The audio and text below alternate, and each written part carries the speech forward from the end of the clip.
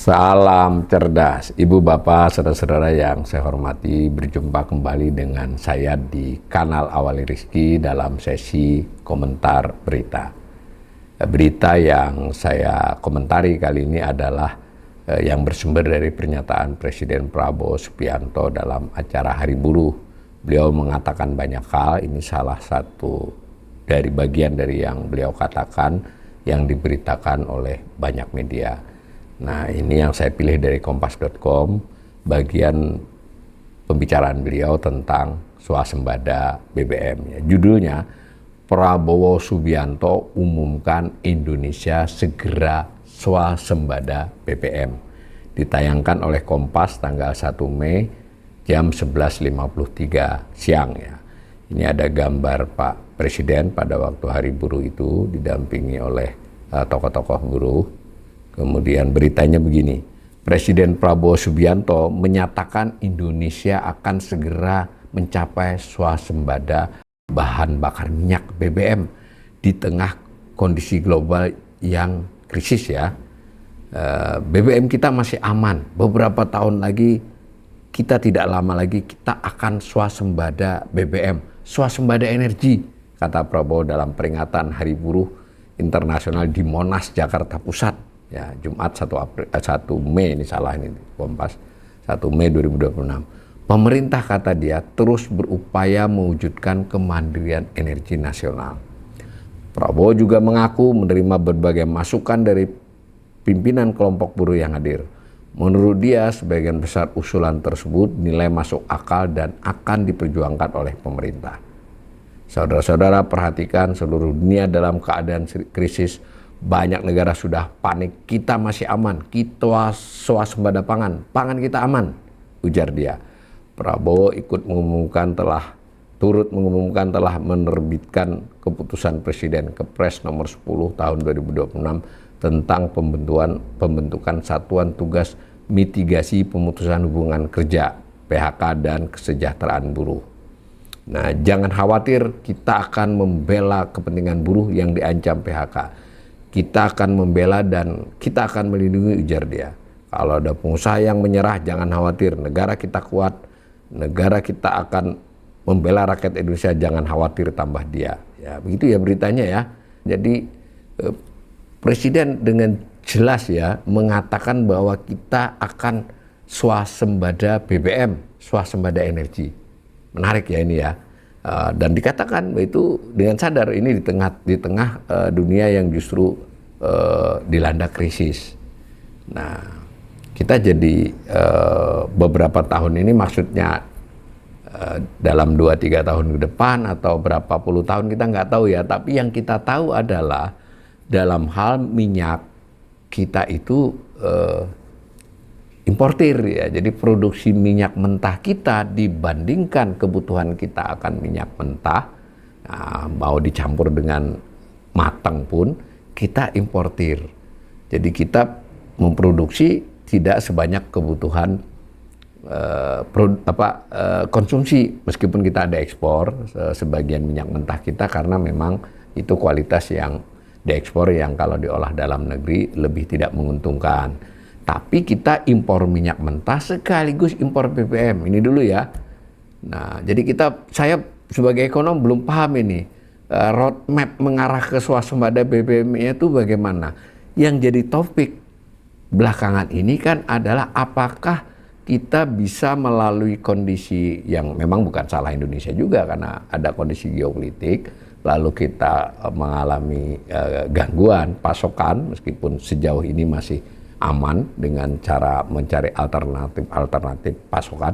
Kemudian juga harga, sejauh ini pemerintah bisa mempertahankan harga BBM bersubsidi. Artinya dengan beli mahal dan pasokan yang agak jauh sehingga harga sampai Indonesianya cukup mahal itu, pemerintah mengeluarkan subsidi dan kompensasi tepatnya. Artinya ada beban di belanja pemerintah ya, yang kita tidak tahu berapa lama daya tahan itu berlangsung. Itu jadi topik pembicaraan. Kemudian juga kita kalau menelisik, mencermati, kita tahu ada investasi di di hulu minyak ya, di hilir minyak juga akan dilakukan investasi. Di hulu itu artinya pencarian kita akan ladang-ladang minyak dan eksplorasi, eksploitasi lebih lanjut. Sejauh yang saya baca di berbagai dokumen pemerintah sendiri, belum ada gambaran kita akan melampaui kebutuhan domestik. Tuh. Kemudian dalam kaitannya dengan memproduksi minyak mentah menjadi BBM, itu juga memang sudah mulai ya, ada rencana pengembangan kilang-kilang minyak, perbesar kapasitas yang ada, bahkan ada pikiran kilang-kilang baru. Dan kalau LPG kita anggap juga bagian dari BBM, LPG juga mau ditambahi kemampuan kita mengolahnya, tapi tetap impor kan sampai saat ini dan kemungkinan beberapa tahun ke depan. Lalu kita juga bicara tentang ketersediaan yang langsung pakai, yaitu gudang-gudang dan sebagainya, penyimpanan yang selama ini disebut-sebut 20 hari, sudah dipikirkan untuk menjadi 45 hari, sudah dinyatakan juga oleh Kementerian ESDM. Tapi itu kan masih rencana dan baru mulai akan dilaksanakan. Jadi terus terang saja saya sedikit bingung ya, ini Presiden kok bisa melompat ke swasembada BBM dulu. Kita bahkan nyaris bicaranya apakah pasokan BBM kita, dan yang penting pasokan itu tidak hanya ketersediaan tapi sampai kepada masyarakat BBM itu tersedia gitu dalam bulan-bulan mendatang ini dan tahun-tahun mendatang, dan lebih penting lagi masyarakat punya kemampuan membelinya. Itu ya satu. Jadi saya mungkin agak sedikit ragu apakah Presiden ini diberi pasokan tentang angka-angka dan rencana-rencana dengan diberikan harapan-harapan oleh bukan pengikut ya, tapi adalah orang-orang yang bertanggung jawab atas hal ini. Nah, juga disebut soal swasembada pangan. Ya, sejauh ini yang kita tahu adalah swasembada beras ya, bukan swasembada pangan. Swasembada beras pun masih mengalami kritikan-kritikan karena masih ya kurang lebih seimbang antara produksi padi lalu jadi beras dengan kebutuhan. Sehingga kalau ada sekali-sekali itu terjadi iklim yang tidak bersahabat dan sebagainya, kita akan kekurangan. Sedangkan stok yang sekarang relatif banyak kelebihannya itu didukung oleh dua hal. Pertama, memang 2025 kemarin itu lebih bersahabat ya iklimnya, dan jadi produksi cukup besar, lebih besar dari beberapa tahun sebelumnya. Di samping itu pada tahun 2024 kita impor besar. Tentu impor itu memenuhi gudang-gudang Bulog. Sekalipun dia kemudian mungkin sebagian besar dijual di 2025, tapi maksudnya kan secara cadangan kan akibat pernah ada beras sebanyak itu di gudang, maka produksi yang 2025 tadi kan menggantikan itu. Jadi kita belum tahu 2026 dan seterusnya. Dan kita bahkan belum tahu 2026 ini seberapa bersahabatnya iklim. Anggap saja lumayan bagus. Itu hanya tanda petik ya, produksi dengan kebutuhan hanya selisih surplus sedikit. Nah, sedangkan yang lain, mau itu kedelai, mau itu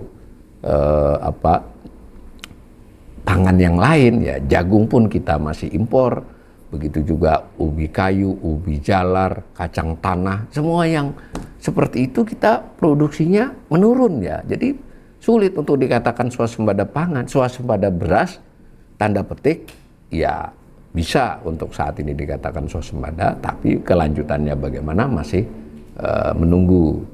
Jadi itu pangan masih mending lah, tapi kalau BBM rasa-rasanya nggak ada ya itu argumen-argumen itu.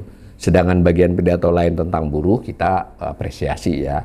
Jadi tekad komitmen Presiden untuk melindungi buruh, melindungi pekerja, dan dikatakan, nah ini juga menarik ya, Satgas saya kira ini penting juga, bahwa pemecahan yang lebih kelembagaan, yang lebih menjadi sistem dibandingkan satuan tugas kelihatannya harus mengikuti setelah adanya Satgas ini. Nah, kan belakangan juga ada Permenaker tentang outsourcing, kemudian juga belakangan ini hari-hari ini kita juga dengar tentang aturan buat ojol dan seterusnya. Itu memang menunjukkan secara populis pemerintah mencoba membantu buruh. Tapi kita juga harus hati-hati ya, karena perlindungan itu satu hal agar mereka tidak dieksploitasi, tidak dirugikan. Tapi bahwa dunia usaha. Merekrut tenaga kerja bukan tidak semata-mata perlindungan. Bagaimana kalau usahanya itu menurun atau bahkan bangkrut? Ya, dengan sendirinya harus PHK kan? Jadi dua hal ini, bahwa dunia usaha bisa bertumbuh, lalu dunia usaha, pengusaha dalam ini perusahaan diminta untuk melindungi buruh, itu hal kedua. Ini mungkin mulai dikerjakan pemerintah. Bagaimana dengan iklim dunia usaha? Jadi, tapi apapun saya mengapresiasi kalau soal komitmen kepada buruh. Tapi yang energi tadi kelihatannya sedikit meragukan ya. Dan bolehlah saya bacakan nih komentar di sini ya. Ada 4 komentar ini. Nah, komentar pertama, yang swasembada pejabatnya, bukan negaranya. Rakyatnya masih miskin karena banyak yang dikorupsi. Komentar kedua, omon-omon terus. Komentar ketiga, boro-boro swasembada BBM bahwa baru aja LPG 12 kg naik 40.000 per tabung. Nah, yang terakhir Pak Presiden keluar-keluar kalau udah kenyataan, udah ada bukti. Jangan cuma omong-omong. Dari zaman kampanye sampai sekarang cuma ngomong doang. Itu bukan dari saya loh ya, dari yang memberikan komentar di kompas.com. Silahkan dibaca, dicermati.